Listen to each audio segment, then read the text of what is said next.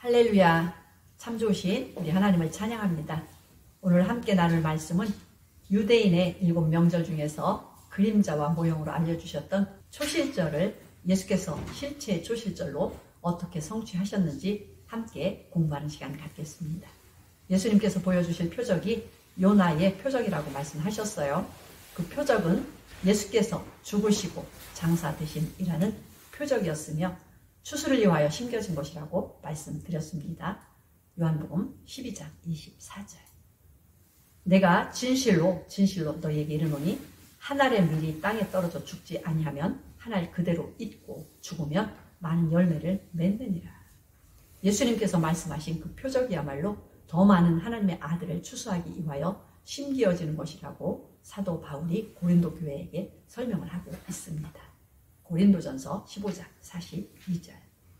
썩을 것으로 심고 썩지 아니할 것으로 다시 살며 욕된 것으로 심고 영광스러운 것으로 다시 살며 약한 것으로 심고 강한 것으로 다시 살며 육의 몸으로 심고 신령한 몸으로 다시 사나니 육의 몸이 있은즉 또 신령한 몸이 있느니라.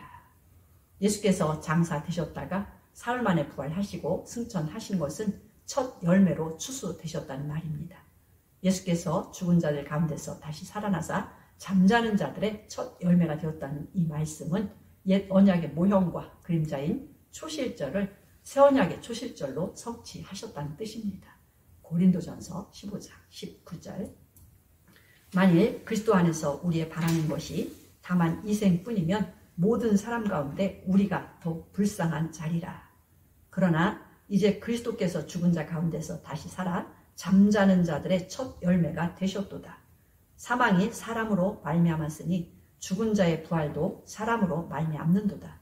아담 안에서 모든 사람이 죽은 것 같이 그리스도 안에서 모든 사람이 삶을 얻으리라. 이 말씀에서 잠자던 자들이란 음부에 갇혀서 쉬면서 예수님께서 오셔서 심어지시고 부활하심으로 죄와 사망을 이겨주실 때를 기다려온 구약의 모든 의인의 영들을 가리킵니다. 예수님께서 부활하셨을 때 함께 부활하게 되었는데요.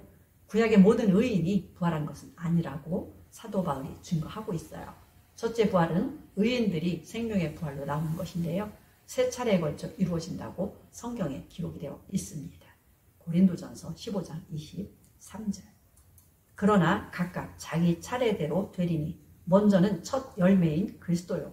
다음에는 그리스도 강림하실 때에 그에게 붙은 자요. 그 후에는 나중이니 저가 모든 정사와 모든 권세와 능력을 멸하시고 나라를 아버지 하나님께 바칠 때라. 열매를 추수하는 과정에서 한다는 먼저라고 언급된 자들로서 첫 열매인 예수님께서 부활하실 때 그와 함께 부활한 첫 열매들로서 한단에 우선적으로 초실절에 참여한 자들입니다. 초실절의 가르침에서 가장 중요한 사건은 첫 이삭 한단을 하나님께 드린다는 것입니다. 열매를 추수하는 과정에서 한단은 본격적인 추수에 비하여 극히 적은 일부입니다. 예수께서 재림하실 때 많은 의인들의 몸이 부활할 것이라는 진리는 잘 알려져 있지만 추수 중에 처음인 한단과 마지막인 이삭 죽기, 추수라는 부활에 대해서는 깨닫지 못하는 이들이 있습니다. 본 추수와 이삭 죽기에 대해서는 각기 해당되는 명제에서 설명드리겠습니다. 오늘은 한단을 추수해서 하나님께 드리는 초실절을 예수께서 어떻게 이루셨는지 알아보겠습니다. 레위기 23장 10절. 이스라엘 자손에게 고하여 이르라. 너희는 내가 너희에게 주는 땅에 들어가서 너희의 곡물을 거둘 때에 위선 너희의 곡물의 첫 이삭 한 단을 제사장에게로 가져갈 것이요. 제사장은 너희를 위하여 그 단을 야훼 앞에 연락되도록 흔들되 안식일 이튿날에 흔들 것이며. 하나님의 아들이신 예수님께서 오셔서 모든 죄인들을 위하여 대신 돌아가셨을 때 모든 사람이 자동으로 죄사함을 받아 원래 죄 없는 상태로 돌아가는 것이 아닙니다. 마지막 아담이신 예수님의 장사되심에 들어가 죄사함을 얻고 부활하신 둘째 사람인 예수님 안으로 들어가 거듭난 자가 되어야 생명의 부활로 추수되는 것입니다. 고린도전서 15장 45절. 기록된 바 첫사람 아담은 산영이 되었다 함과 같이 마지막 아담은 살려주는 영이 되었나니 그러나 먼저는 신령한 자가 아니요 육 있는 자요 그 다음에 신령한 자니라. 첫사람은 땅에서 났으니 흙에 속한 자이거니와 둘째 사람은 하늘에서 나셨느니라. 무릇 흙에 속한 자는 저 흙에 속한 자들과 같고 무릇 하늘에 속한 자는 저 하늘에 속한 자들과 같으니 우리가 흙에 속한 자의 형상을 입은 것 같이 또한 하늘에 속한 자의 형상을 입으리라. 예수님께서 부활하실 때 함께 한 단으로 묶인 이들이 있었다는 증거를 사도 마태가 아주 분명하게 기록을 하고 있는데요. 먼저 예수님의 죽으신 의미부터 알아보겠습니다. 마태복음 27장 50절. 예수께서 다시 크게 소리 지르시고 영혼이 떠나시다. 이에 성소 휘장이 위로부터 아래까지 찢어져 둘이 되고 땅이 진동하며 다리가 터지고 천국으로 들어갈 생명의 문이신 예수께서 자기 육체를 십자가에서 찢으심으로써 비로소 셋째 하늘로 올라갈 수 있는 길이 열린 것입니다. 셋째 하늘은 대천사장도 오리려 했으나 올라갈 수 없었던 가장 높은 그 하늘입니다. 요한복음 14장 6절. 예수께서 가라사대 내가 곧 길이요 진리요 생명이니 나로 말미암지 않고는 아버지께로 올 자가 없느니라. 히브리서는 설계도와 같은 의미로 보여준 모세의 성막에서 성소를 첫 장막이라 설명했고 위에 있는 둘째 장막 곧 지성소를 하늘에 비유해서 설명했어요. 옛 언약 아래 있을 때는 아직 하늘에 들어갈 길이 열리지 않았으므로 율법의 의인의 영들은 그 하늘에 들어가지 못하고 모두 음부로 가서 갇혀 있었습니다. 모세의 성막은 예수께서 지성소에서 성소로 내려오실 때 둘 사이에 있는 휘장을 입으셨음을 보여줍니다. 땅에 육체의 성막을 세우시고 임마누엘 하심으로써 사망과 흑암에 갇힌 죄인들에게 세상의 빛과 생명의 진설병이 되신 것이라고 비유했습니다. 요한에게 침례를 받으심으로 물두멍에 이르셨으며 번제단에 오르심으로 유월절 양이 되셨음을 보여주는 설계도라고 했어요. 육체라는 휘장을 십자에서 찢으셨을 때 비로소 하늘에 올라갈 수 있는 새롭고 산 길이 열렸다고 가르쳐 주었습니다. 대제사장이신 예수님께서 예비해 놓으신 생명의 길을 따라 누구든지 지성소 앞 은혜의 보좌 앞으로 나갈 수 있게 해 놓으신 것입니다. 히브리서 9장 8절. 성령이 이로써 보이신 것은 첫 장막이 서 있을 동안에 성소에 들어가는 길이 아직 나타나지 아니한 것이라. 히브리서 10장 20절. 그 길은 우리를 위하여 휘장 가운데로 열어놓으신 새롭고 산 길이요 휘장은 저의 육체니라. 이제는 예수님께서 부활하신 후 사람들에게 보이신 증거들을 살펴보겠습니다. 나사로의 부활이나 예수님의 부활을 설명한 몇 가지 증거가 있는데요. 무덤이 열리고 죽음에서 일어나며 무덤에서 나와서 사람들에게 보였다라고 하는 것입니다. 한글 개역 성경에서 살아나셨다라는 번역은 본래 헬라어에서 잠에서 깨다, 일어나다, 다시 살다라고 하는 뜻입니다. 마태복음 27장 52절. 무덤들이 열리며 자던 성도의 몸이 많이 일어나되 예수의 부활 후에 저희가 무덤에서 나와서 거룩한 성에 들어가 많은 사람에게 보이니라. 한 단으로 부활했다는 확실한 네 가지 증거는 무덤이 열리며 자던 이들이 일어나 무덤에서 나와서 여러 사람에게 보임입니다. 한단에 참여한 자들에게 이와 같은 증거들을 보이셨는데요. 그중 무덤이 열리고에 관한 증거의 말씀을 살펴보면 그들이 누구인지를 알 수가 있게 됩니다.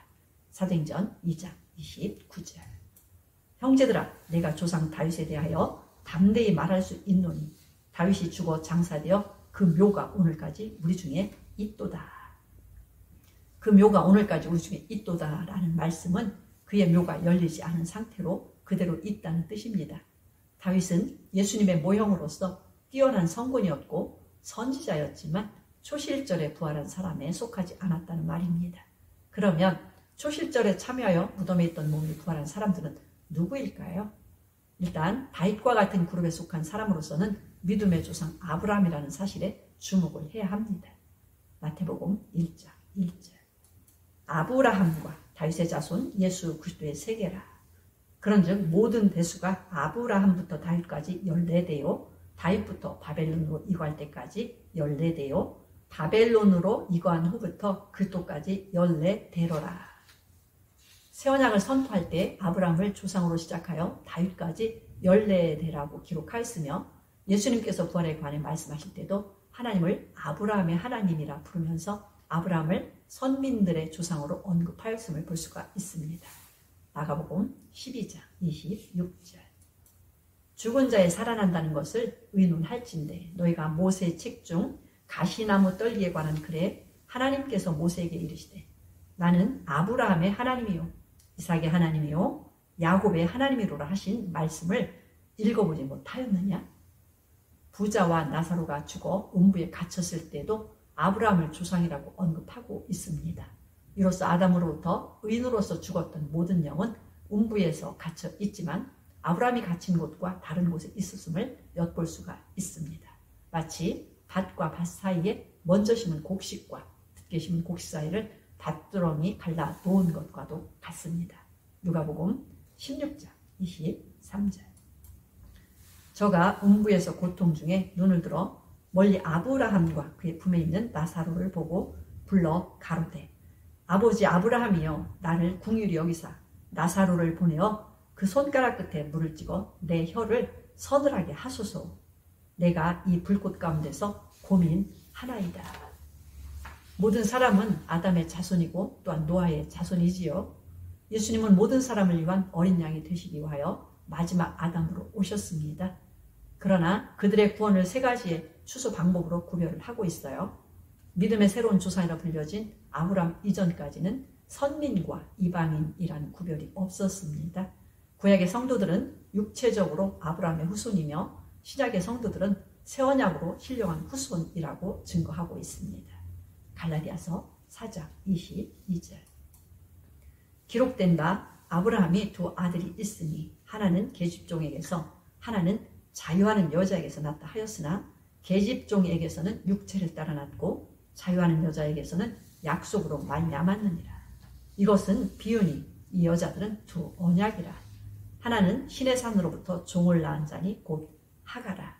이 하가는 아라비아에 있는 신의 산으로 지금 있는 예루살렘과 같은 데니 저가 그 자녀들로 더불어 종 노릇하고 오직 위에 있는 예루살렘은 자유자니 곧 우리 어머니라. 그러므로 단지 한 단을 하나님께 드린다는 말씀은 아담으로부터 아브라함 이전까지의 의인들만 우선 부활하였다고 이해할 수가 있어요. 초실절에서 한 단에 연합된 의인들의 대표가 요한 계시록에는 24장로로 기록이 되어 있습니다. 한 단을 드릴 때 고운 가루로 소재와 포도주를 붓는 전제를 드렸던 것은 6월절에 약속하셨던 예수님의 살이 흠없이 순결한 소재 제물이 되셨다는 것이며 포도주에 비유된 새 언약의 피를 흘리심으로써 전제로 부어 드렸다는 말씀입니다. 한 단을 드린다는 말씀에 관한 것은 다음 시간에 이어서 계속 설명을 드리겠습니다. 감사합니다.